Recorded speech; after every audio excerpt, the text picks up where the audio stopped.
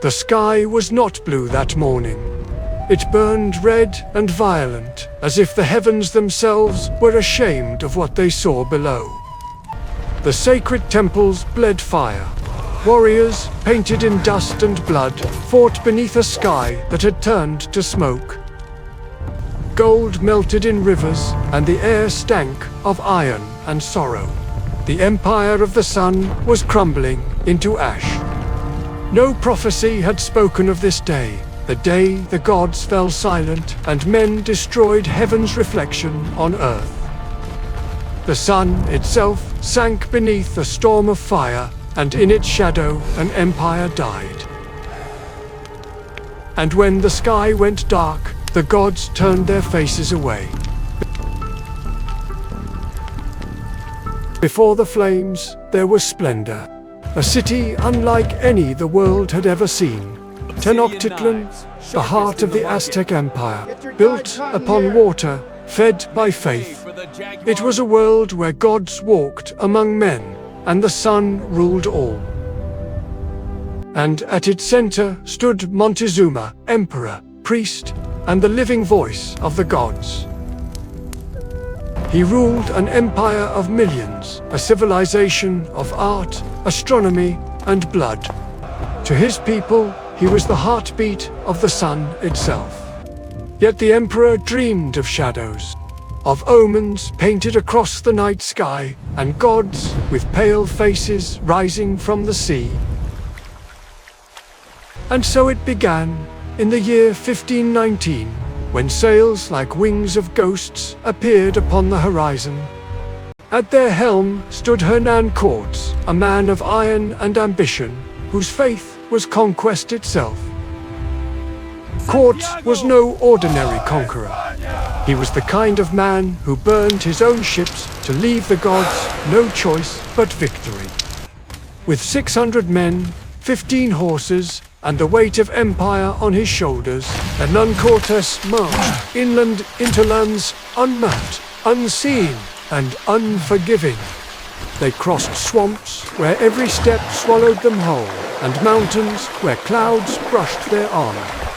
Men coughed blood, but the dream of gold pulled them forward. They marched for days through a forest that swallowed the light. Then, one morning, the mist broke, and below them lay a valley of smoke and song. A village, alive, breathing, and waiting.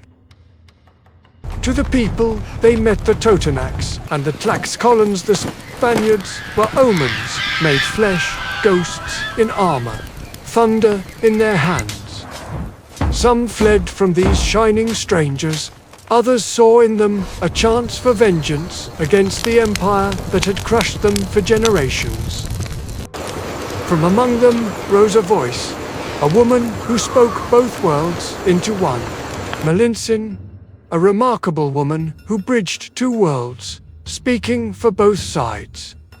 Born of nobility, captured in war, she became Cortés' tongue, his guide, and his conscience bridge between conquest and survival. Through her words and his ambition, the Spaniards turned enemies into allies and allies into tools of fate.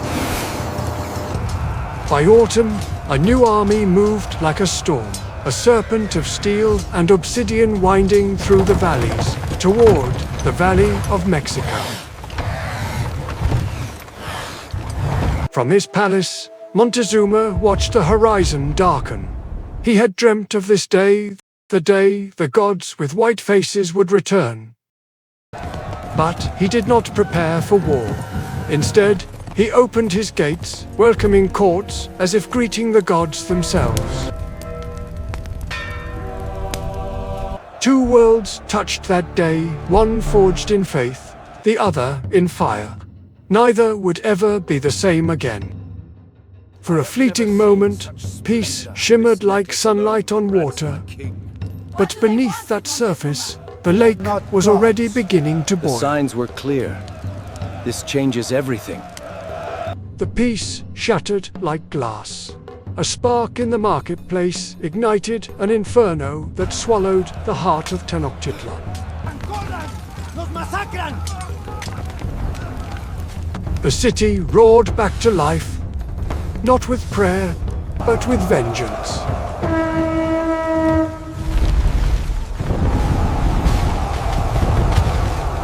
Spanish steel clashed with obsidian blades. Muskets thundered, arrows screamed. The lake turned red beneath the moon. In the chaos, Montezuma stood before his people one last time, begging them to stop. The emperor fell, struck down not by foreign hands, but by his own people's fury. The voice of the gods was gone. Cortés knew the spell was broken. The city that once bowed before him now hungered for his blood. That night, under a drowning sky, the invaders fled, their boots sinking in mud and blood. They carried gold, too much of it. Greed weighed heavier than armor. Arrows fell like rain. Cries filled the night, the cries of men drowning in the wealth they could not let go. Cortés staggered through the storm, wounded, soaked, half-blind from smoke, but alive. He turned once and saw the city behind him burning, temples glowing red against black rain. Thousands perished that night, Spaniards, allies, Aztecs alike. The lake devoured them all. The survivors called it La Noche Triste, the night of sorrows. For Cortés, it was not the end, but the reckoning. He wept, not for mercy, but for the empire he had lost, and the one he still meant to build.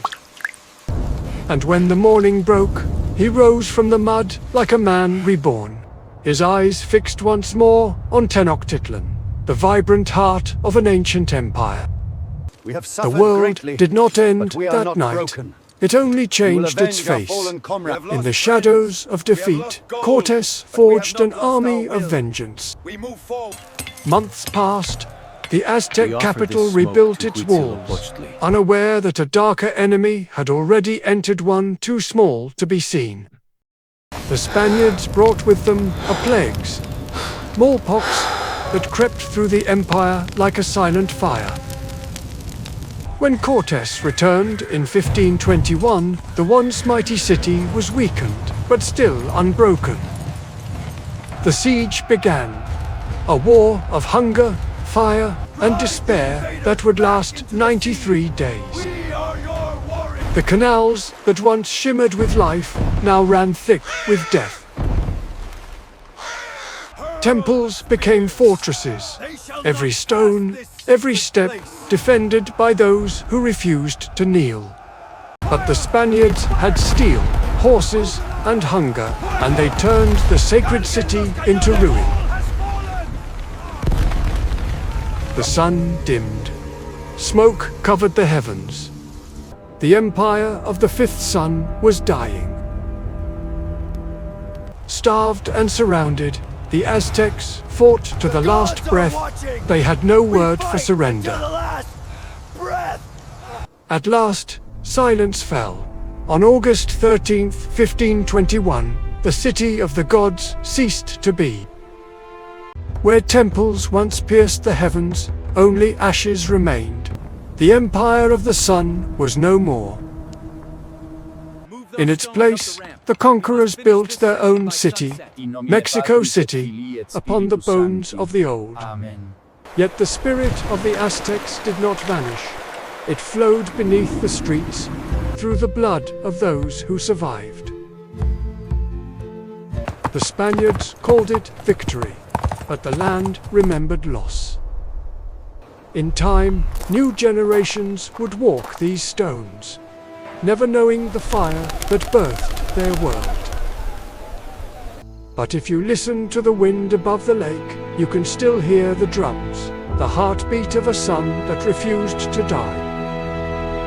The Aztecs called it the age of the fifth sun.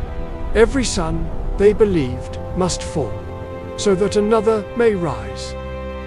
And from the ashes of the fallen sun, a new world began.